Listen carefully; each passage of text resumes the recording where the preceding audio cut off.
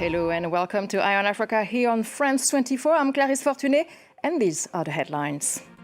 Tariffs imposed by the Trump administration continues to send shockwaves across the world. We'll get some reactions from Lesotho. The country is now trying to engage with Washington as a 50% trade tariff could be a death blow to its economy. Meanwhile, the U.S. State Department recognizes exceptional women from around the world with the International Women of Courage Award. France 24 caught up with one of the awardees, a South Sudanese women's rights leader. And we'll discover the national ballet dancers of Central African Republic and how they put forward creations inspired by the country's different ethnic groups.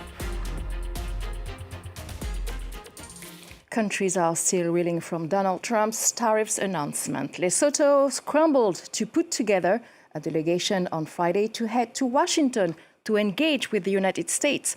The country was slapped with the highest tariff rate. The decision to impose a 50% trade tariff risks wiping out nearly half of its exports in what could be a death blow to its economy.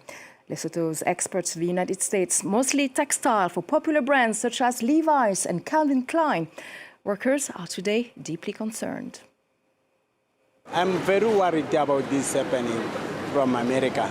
Well, 50% is not okay at all because our job gonna finish anytime. Even the payment is gonna be okay. I'm very worried about this.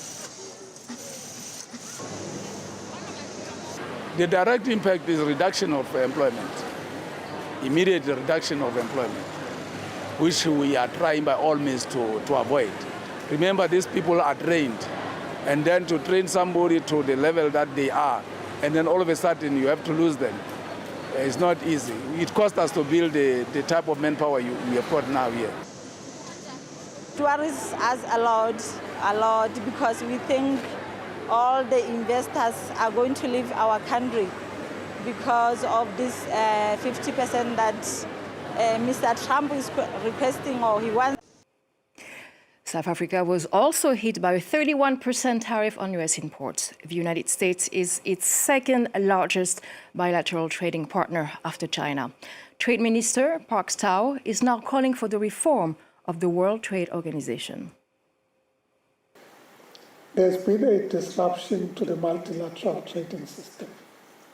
We are advocating for a reform of the World Trade Organization and ensuring that it's able to adapt to current reality, but also ensuring that we're able to reinforce a multilateral system of trade and transparency across the board. Otherwise, you're going to have an environment where there are no global rules.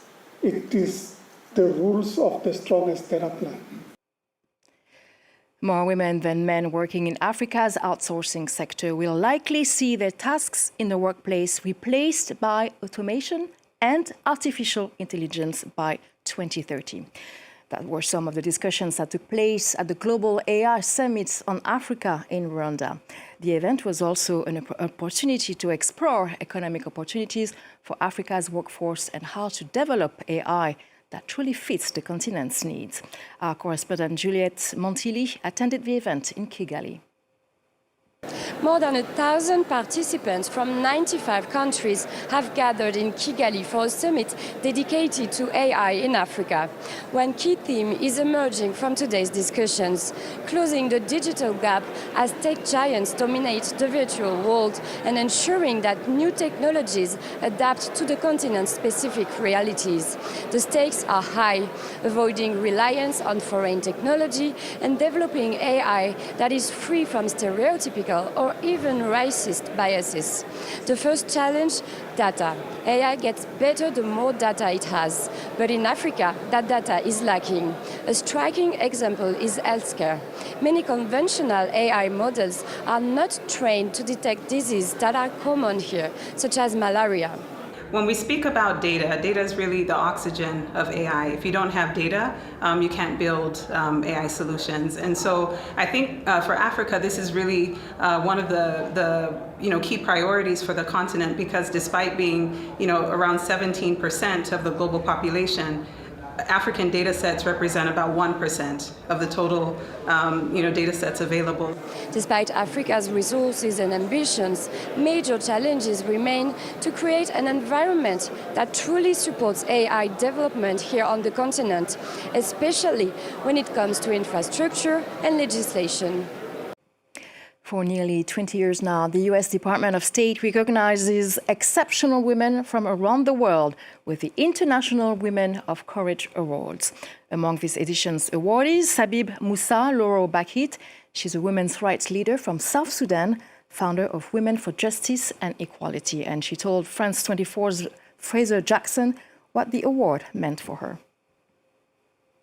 The award is so important, especially not to me alone, but to the women of South Sudan, the women that have endured conflict for a long time, the women that have endured suffering and denial of resources and abuse for a very long time. So this award is a pride that the women of South Sudan should take as a very serious issue and something that really shows the resilience of the women of South Sudan. And one of the things that stands out is the responsibility bit of it. Because with the award, I see that a lot of things still need to be done. And I feel like the responsibilities that I carry have been added on, that I have to do better, I have to do more. Women for Justice and Equality has been empowering, or still empowers women and girls within the communities through provision of case management services for survivors of GBV and survivors of conflict-related sexual violence within the communities.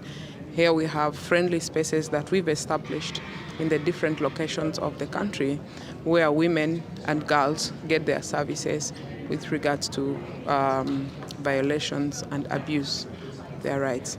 So then in those spaces also, we provide a lot of policy education and advocacy for the women, for them to understand that South Sudan has a constitution, and a constitution that also supposedly should protect them as women and girls within the communities. We also educate them that on issues to do with the CEDAW, the Women, Peace and Security, USAID, the freezing of the funds is a big blow, I may say, because that means that a lot of projects and a lot of plans have also come to a freeze. So that is something that will really request the government of the US or the US government to reconsider South Sudan. And the fact that South Sudan is, I don't want to say that it's a baby country, but it's a country that still requires a lot of support to be able to stand up. We as South Sudanese women, we as South Sudanese citizens, we need peace and sustainability at the moment. We don't want to go back into conflict. We don't want our women and children to be displaced more than what they have gone through. So we call upon the US government and the other international communities to come to South Sudan and help us have our peace. National ballet dancers in Central African Republic are now integrated into the civil service. They now receive a salary for preserving the rituals, gestures, and sounds that once marked village life, putting forward creations inspired by the particularities of the country's different ethnic groups. Clémence Valeur tells the story.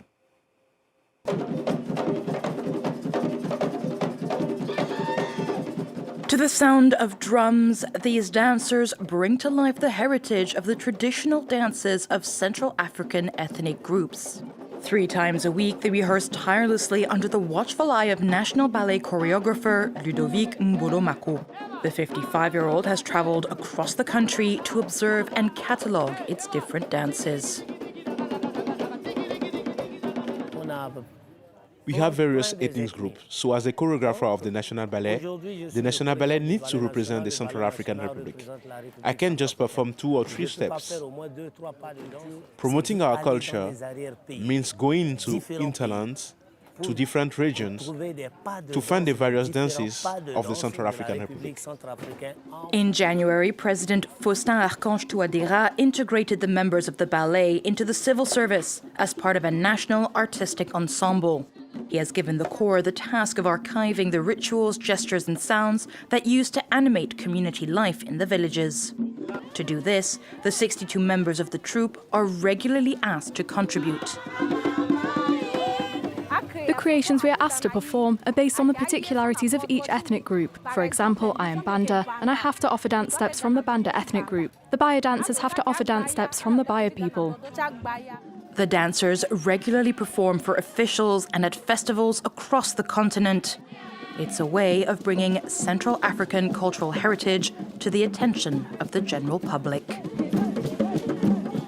And now the world of music is in mourning. Amadou Bagayoko has died. He was half of the Malian duo Amadou and Mariam. The pair achieved global success by combining West African influences with sounds from all over the world. But the couple, both blind, made a name for themselves playing Malian blues. Let's leave you with one of their iconic songs, Dimanche à Bamako. Thank you for watching.